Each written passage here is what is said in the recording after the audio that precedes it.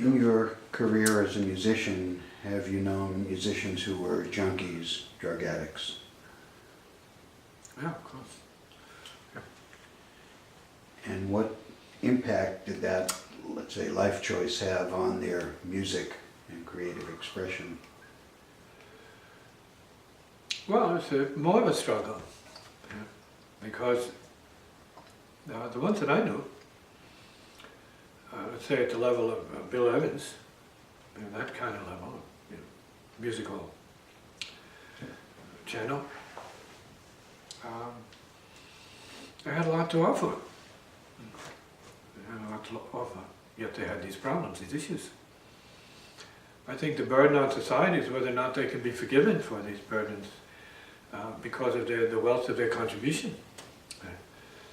Are they junkies, or are they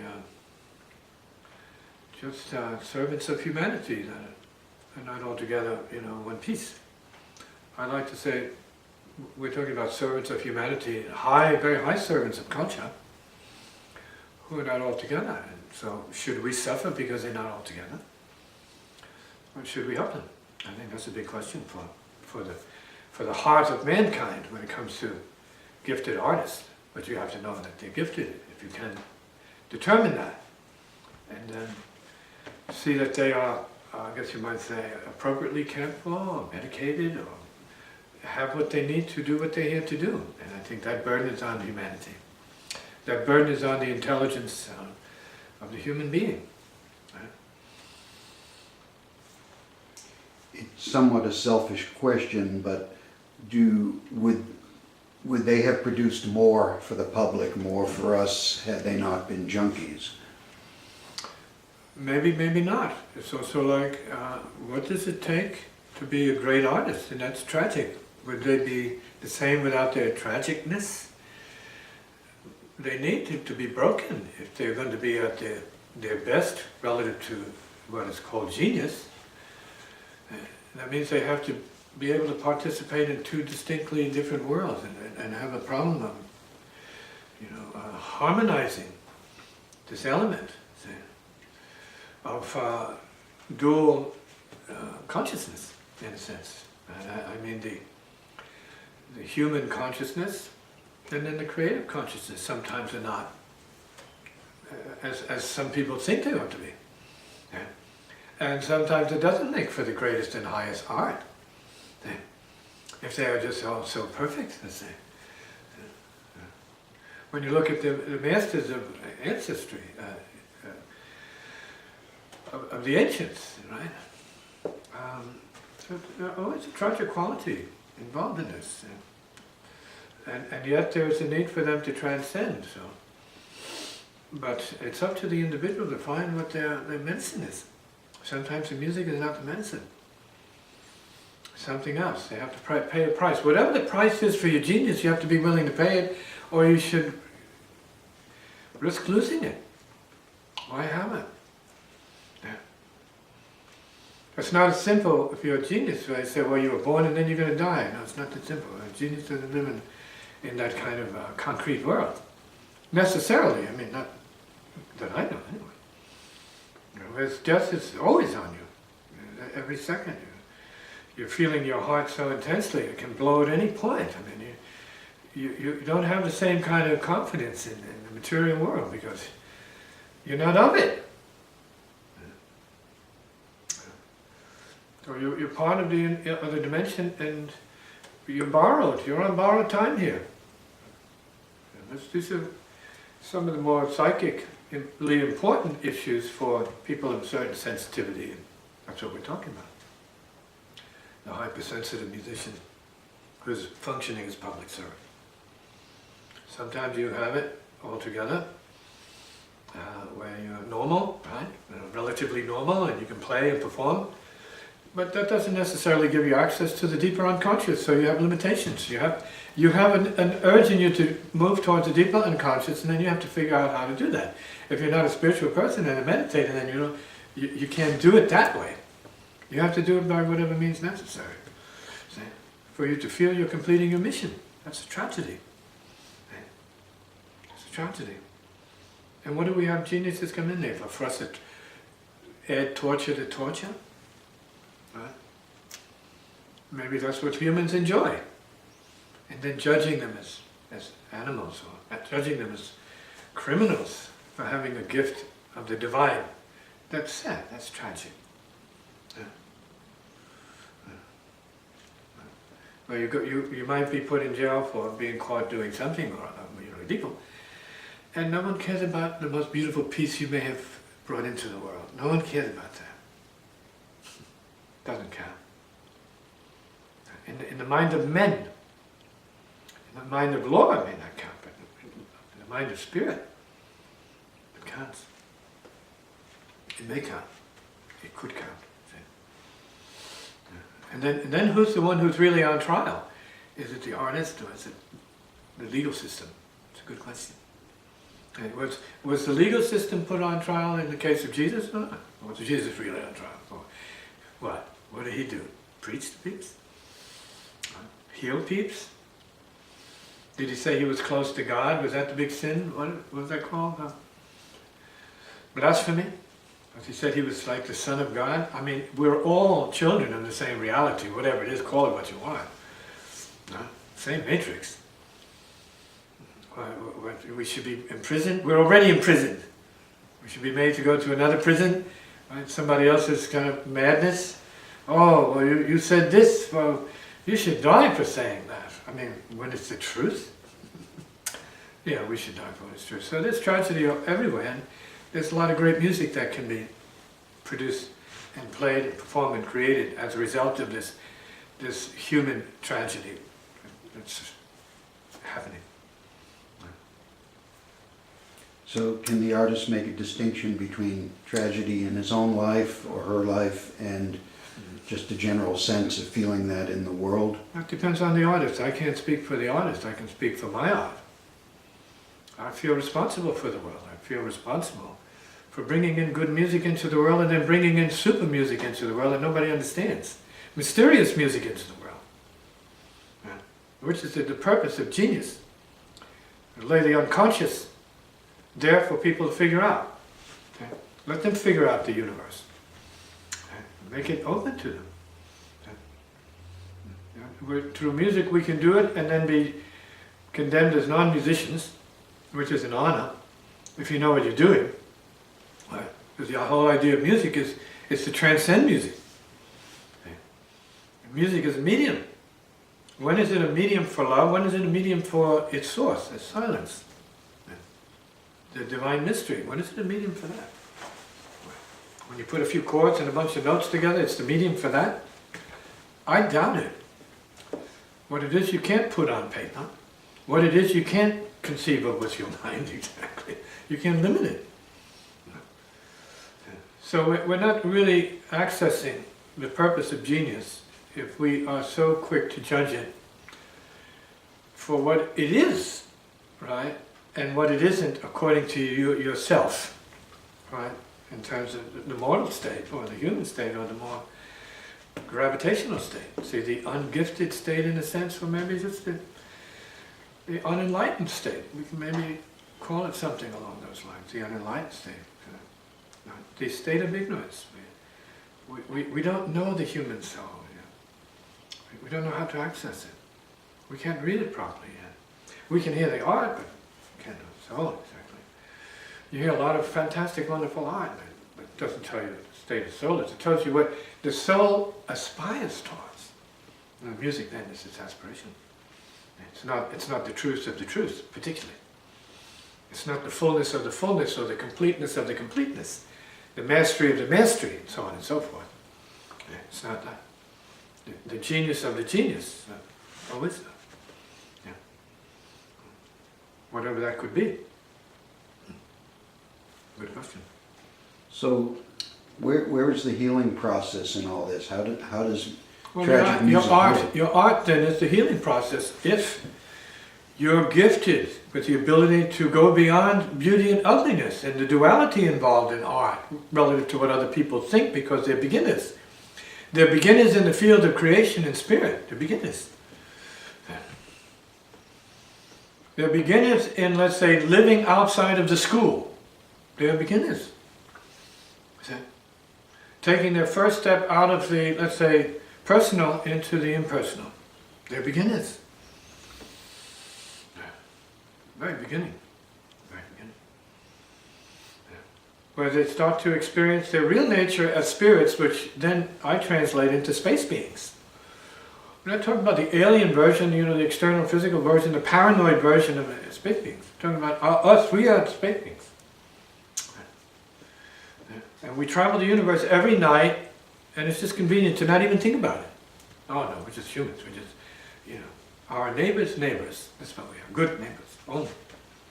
We are nationalists. Right? We're earthlings. Okay? We're planetists. Okay? We're solar systemists. We're in this solar system. And that's our neighborhood. Good. Good. There's a universe out there way beyond your trip. Okay? Way beyond your mind. Way beyond your intelligence and your function. Okay? Since we have an imagination, as a divine gift, and we can perceive that and accept it as a fact of the matter. For those who, you know, can explore their own intelligence to that degree, let's say, you have this kind of higher objective understanding. The total universe is complete within itself, complete within itself. It's total reality. So is it the karma of the artist that determines if the drugs or drug use will destroy them or enhance them? I think in the cases of some of the people, they don't think about that. Because the work, their function uses them to the degree where they're just absent-minded as far as that goes. They're forgetting themselves in a certain way. So they don't have a sense of what that is. If I ask some of my musicians, hey, do you know what you're doing? Right? When they're in a stupor or something, do you know what you're doing to yourself? Right? Yeah, they knew. They couldn't do anything about it. That was the way it was fun. Now, of course, you can take them, you can sack them, and take them off to a retreat, clean them up, and set them free, see what happens. You can reprogram them. That doesn't mean that they're cured of the demon in them. We don't know that. It's beyond our scope, for the most part, to handle that. It's in the spiritual realm, certainly the psychic realm. And if one spirit is not using that person, another one can use it. It's even more powerful. So it's outside of the scope of human nature, and not human nature, excuse me, you know, human values, to perceive what is not perceptible. And so many rot in jails, let's say, unnecessarily, to make other people feel better about themselves when they're not really criminal, they're not harmful to anybody but themselves, if even that. They just want to do their art. So I think that really depends on the level of the society and, you know, maybe the times, how we treat people who have illnesses. We're talking about illnesses in some cases, or visions, which are considered illnesses, but they're not really illnesses, depending. And spiritual sensitivities that are given to mankind to serve mankind, not to work against mankind. Did you see cases where drug use was used as an initiation or a rite of passage? Yeah, that happened to me. Right. I mean, with big name peeps. So you have to do this. I said, oh, I don't mind doing it, but, you know, okay. You know, blah. So kind of like a tribal thing. It's not your tribe, but you're okay doing it. It doesn't kill you, right, so to speak. All right, so rites of passage relative to musicians and their cults or their cultures. Yeah. Been through that. I understand it. It's like being with different natives. Different natives throughout the world. If you're an anthropologist, and you see the cultures, and you allow yourself to go with the flow of the culture. So you don't resist and isolate yourself. You go with it. So you take the drinks. You enter the culture. You know, not to stay there, not to have to take that stuff all the time, whatever it might be, if it's a drink or a smoke or whatever people are doing. Yeah, but you become familiar with that culture. But it's not you. And the important thing is to know what you is, so that you can survive all the changes that you're likely to encounter on your path, not so much as your path, but the path your ancestors put you on because you assuming their blood as your life force. Were the musicians you knew using this more to escape their pain or to develop their I was music? saying some, many of the musicians I knew were just into music. Right? It's just into music. They just couldn't get enough of that. So they're the exceptions. It's not like broad painting. All music because you're a musician. You're this. No. More natural musicians, of course. Yeah, I can't say it was a common, but there were always those who had special issues. And would you say that the old expression, one man's medicine is another's poison, applies to? Oh, of course. Yeah, and this applies in music too. Where you're getting sick from your own music. Your own music, the music you're playing is making you do certain things to yourself. But you don't know that. You never stop to think about that. So in my career, I stopped and talked to jazz musicians, and I'd tell them you're playing the wrong music, and they were so insulted and outraged that I would say that. I said, I don't mean any harm. It's what you're playing. If it's of a quality that I know when I play what I play, I feel the healing from what I play. But and I don't deviate from that anymore. When I was young, I was mixing with all kinds of peeps in their music. But I didn't see that as necessarily as harmful at the time, except that it was more of a cultural education. But I didn't have to be any of that. Once I started to get into the yoga processes and going deeper, because I realized that I had to get beyond the so-called musical form. And I was already beyond the music form, actually. I had to go deeper. There was something in me, a gene, it said, no, go deeper. Go to sleep. Go to sleep. And that's what my elders used to tell me. Put yourself to sleep. You don't mean go into darkness. Put yourself to sleep so that you can be used for something higher. And my aunts would say to me, you go in a manner of speaking, into your closet with your guitar? And I said, all the time. And just play in the darkness. The darkness means in the retreat, going inside. So yeah, I already do that. I say, well, we wanted to tell you because you're part of the family, and we need to encourage you and know when we speak to you that you're doing that already. So, it's the only way I know to do it. Right. Commune with yourself, in a sense. Go deeper. If you can, not everyone is designed to do that. It doesn't come naturally to everybody in the same way. So when it's yours, then you better do it. Go. You got to use what you've been given, in a sacred manner. So can the musician create music that's healing for their audience and yet destructive for themselves? Could be. We see that often. People are loving the music. The entertainers, you swear they should be happy, so happy. Wow, fantastic, so successful. Not always true. They do themselves in. You wonder why when they're playing such gloriously beautiful music. Because that's not enough, which is the truth of it. It's more than that. That can help you, but it can't help them. And that's the cross they have to bear. Where their own music is not enough for them. It doesn't help them cross over to mastery. And that's not a happy song. For me, it was given to me to protect myself and my people. That was clear. From the aboveness of it all. I knew that. I heard it that way. So it's still the same now. I need to protect my people with this music. And that means myself, my family. Even if they can't comprehend it. See, there's a code. It's encoded. It's a language there. It's mystical language. It's in there. The musicians, the most advanced musicians I play with, hear the music. That's all I need. They hear it.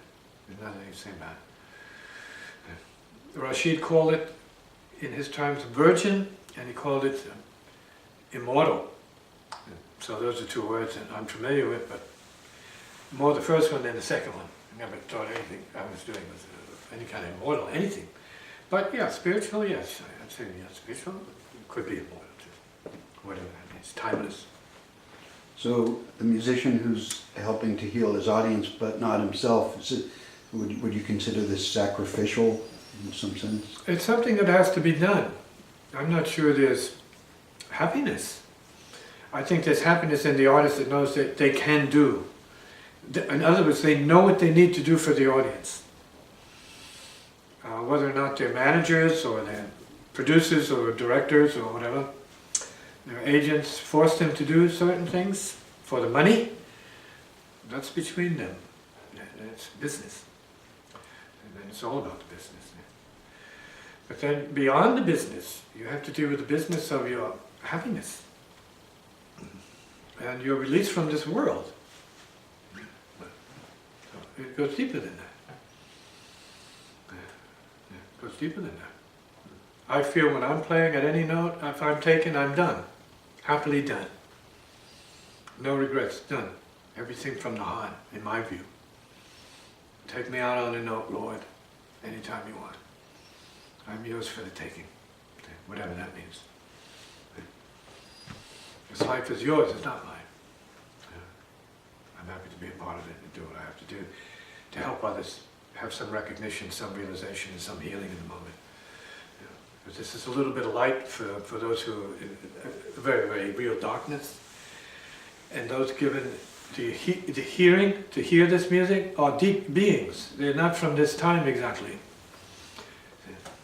So when I get together with those who hear me like the first time, we can talk about ancient things and it's clear. So they have an elderness, resonance in them. They hear the mystery. They can hear it, they can feel it. And they say, this is not music from this time, but you're here. I say, yes, we're all here. Have you worked with musicians who saw their abilities as more of a curse than a blessing, let's What say? do you mean, what abilities? Their musical abilities, More of a curse? or a burden? Why, because of what it led them to do? Is that what you mean? Because It's it- like a because it- psychologic? Well, let's say because it begat tragedy in their life, maybe it healed others but didn't heal them. Oh yes, I mean, just as, tragedies fall upon certain religious people and then they blame God for it. You can blame the art for it if you want, yes. You can blame anything you want. It's the universe. And it's your drama, it's your moment of awakening in the universe. Whether that's tragic or comedic. Maybe it's both. But you're here for the fullness of the process. And to pass on. I mean, that's our purpose. Our glory is in passing on. Beyond this, completing this and letting it go. And moving on to the next level. Spirit. Did some musicians use drugs that were more destructive? For example, was alcohol a destructive force among jazz I musicians? think so, yeah, for real. Yeah, and in my family as well.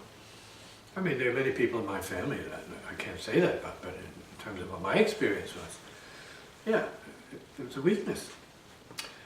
It was a hope, it was like worship, in a sense. Oh, you have to do this. We have to party and drink and be happy. It was never happiness.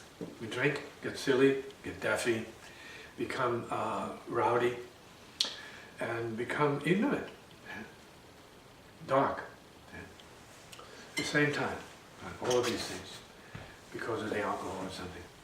It ruins your judgment, it ruins your body, it ruins your brain, your heart, all of it. I've seen it, right up front, right in my face. So alcohol would not allow you to, let's say, get outside or get beyond yourself in a constructive way for the most part? It might be a key. Let's say everything is a stepping stone to be more cosmic in a sense, so it's a stepping stone to get beyond yourself. Right. That might be the only way for some people to get beyond themselves. So granted, then that becomes a step on the path. Okay. Everything dark is a step on the path to light. And for you, these weren't ever temptations particularly, were they? No, not particularly in my case. I mean, they're all around me, so we can say, yeah, there's temptation, but the seduction of mastery was always greater. She always seduced me. And did you find that the musical experience was more powerful than any drug? Well, it was never a musical experience. It was always a spiritual experience in the context of the music. So it wasn't about anything else than that. When I had darker days, yeah, I was taken out of my resonance with my music. In other words, I was being put to sleep. I was being made to be less than the channel. Drunk, stoned, whatever. Like the others. And I saw what was the problem. I could never attain myself going that way. Yeah. I had to walk longer and harder than they. I said, no, I'll do without. So I went into a very severe deprivation mode after a period of time. Yeah. After a certain amount of musical experience. Yeah. And that's when I started to come alive. The more I deprived myself, the more I starved myself, the more alive I became. The weaker I became physically, the stronger I became spiritually.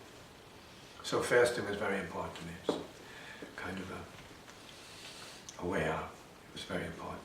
But it was a purificational thing, and I realized that I could only go so far with that. But I didn't want to eat, so I had to enter that state beyond eating. Yeah. But always knew enough to come back, to balance it out. And this brings me to a recollection I had. When I was in the military, and I may have mentioned this, but I want to use this opportunity to repeat it because I was fasting in the military. And I was doing an extended fast while I was in service, doing military duty and, showing up for reveille and everything, acting normal. And so I laid down in my quarters after fasting for a while to die. And I just wanted to give up, like I felt I was complete. It was done. I realized my purpose here. I saw it. Anyway, even though I was ready to give up the ghost around the 15th of July, 1967, I realized years later that was when Coltrane was fasting and when he supposedly passed over. So that, when I looked at that, I saw then my connection to Coltrane was already in the process. It was already in the making before that. And so I have a history with his people, which is, part of the journey. It's not good or bad for me. It's part of the journey, part of my spiritual path. And it's very powerful, and very, very important to humanity to have more of that kind of heart, fire, soul sound out here. As pure religion, by the way, pure liberation, pure expression, pure spirit. So in an ideal world, so to speak, would drug use be a legal or a medical issue, or how would you see it handled? It's up to the individual. You have to make the most of your situation. And I think we have to have an attitude of no defeat, right? And not being concerned about it, but no defeat. We don't want to be defeated. In other words, you have your vision, you want to make sure you complete it. And let nothing get in the way. Come what may. Not a woman, not drugs, not self, not family, nothing get in the way of the mission if you know it's a spiritual mission.